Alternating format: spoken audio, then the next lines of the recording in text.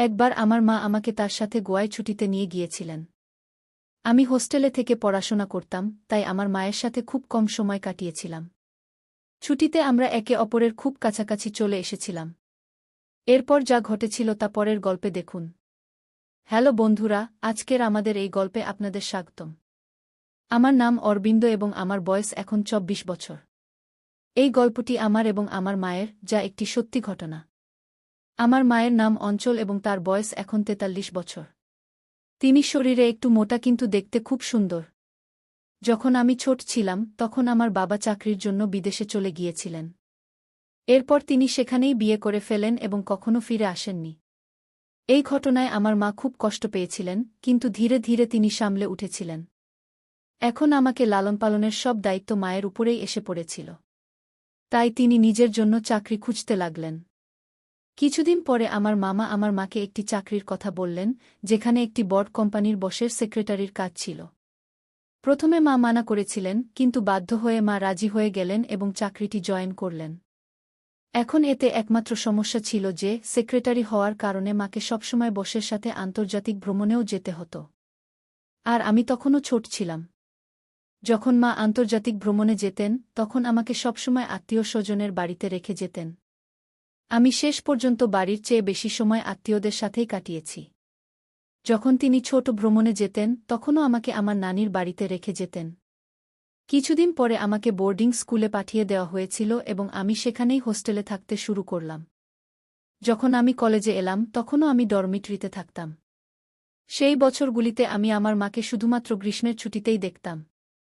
সেটাও তখন যখন আমরা বিশ্বের কিছু সেরা জায়গা ছুটি কাটিয়েছি। দুর্ভাগ্যবশত তার এই চাকরির কারণে এই সুযোগ সাধারণত ৪ বা ৫ দিনের বেশি স্থায়ী হতো না। গ্র্যাজুয়েশনের পরে আমি গ্রীষ্মে কিছু মহিলা বন্ধুর সাথে ডেটিং করে নিজেকে ব্যস্ত রাখার পরিকল্পনা করেছিলাম।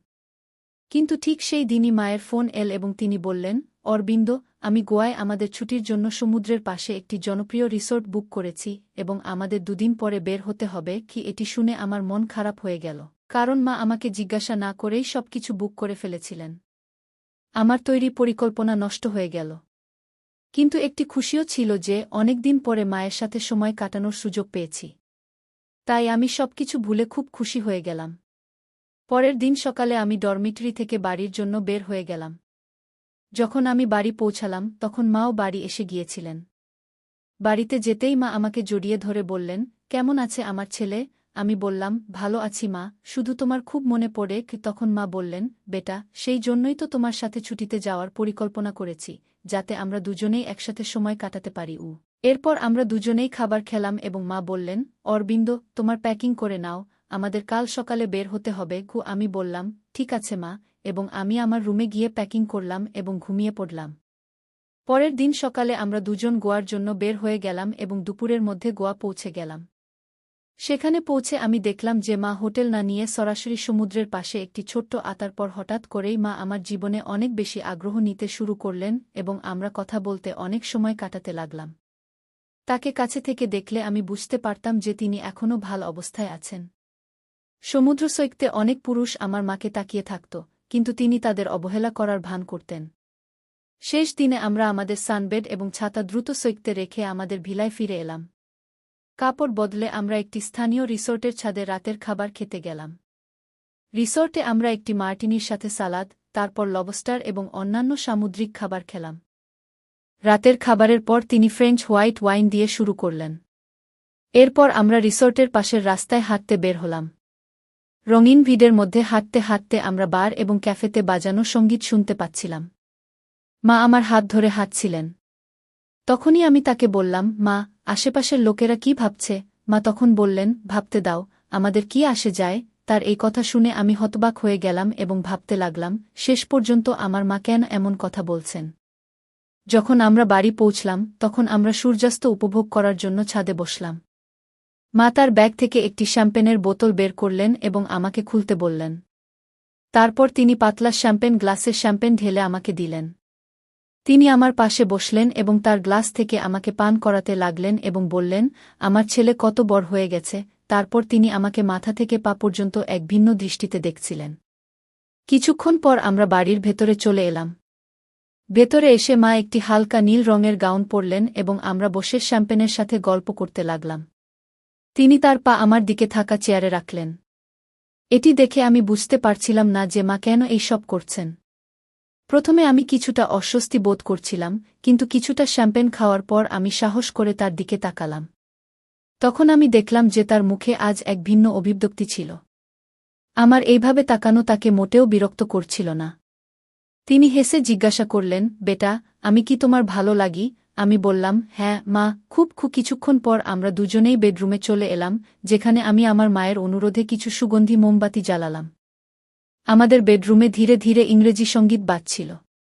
আমরা কিছুটা মাতালো হয়ে গিয়েছিলাম, কারণ আমরা বেশ ভালো পরিমাণে শ্যাম্পেন খেয়েছিলাম। আমরা বিছানায় শুয়েছিলাম, তখন মা বললেন, আজ আমি অনেক রোদ পোহিয়েছি, তুমি কি আমার পিঠে লোশন লাগিয়ে দেবে? আমি বললাম, হ্যাঁ মা, অবশ্যই। তিনি আমার সামনে তার পা রাখলেন এবং আমি হাতে লোশন নিয়ে তার পায়ে লাগাতে লাগলাম।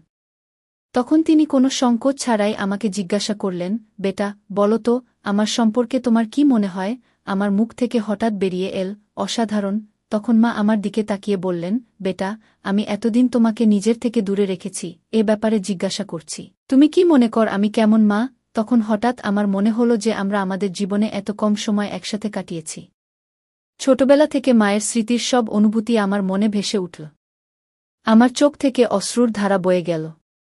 হঠাৎ মা আমার দিকে তাকালেন এবং তৎক্ষণাৎ উঠে আমার কাছে এলেন এবং আমাকে জড়িয়ে ধরে বললেন, আমাকে ক্ষমা করে দাও বেটা, আমি খুব খারাপ মা। আমি চাকরির চক্করে আজ পর্যন্ত আমার ছেলেকে নিজের থেকে দূরে রেখেছি। তুমি চাইলে আমাকে কোনো শাস্তি দিতে পারো, আমি মেনে নেব। মা বললেন, আমি বুঝতে পারছি বেটা, তোমার কি কষ্ট গেছে। কিন্তু এখন আমি প্রতিজ্ঞা করছি, আজকের পর কখনো তোমাকে নিজের থেকে দূরে রাখব না, এমনকি যদি আমাকে চাকরি ছাড়তে হয়। এটি শুনে আমি খুব খুশি হলাম এবং আমি মাকে জড়িয়ে ধরে বললাম। তারপর আমরা দুজনেই একে অপরের অশ্রু মুছলাম। সারারাত বসে আমরা অনেক হাসি তামাশা করলাম। আজ মনে হচ্ছিল যেন জীবনের সব সুখ আমি পেয়ে গেছি। পরের দিন আমরা আমাদের বাড়িতে ফিরে এলাম। এখন আমার মা তার চাকরি ছেড়ে দিয়েছেন এবং বাড়ির কাছে একটি বিউটি পার্লার খুলেছেন, যা দিয়ে আমাদের বাড়ি ভালোই চলে।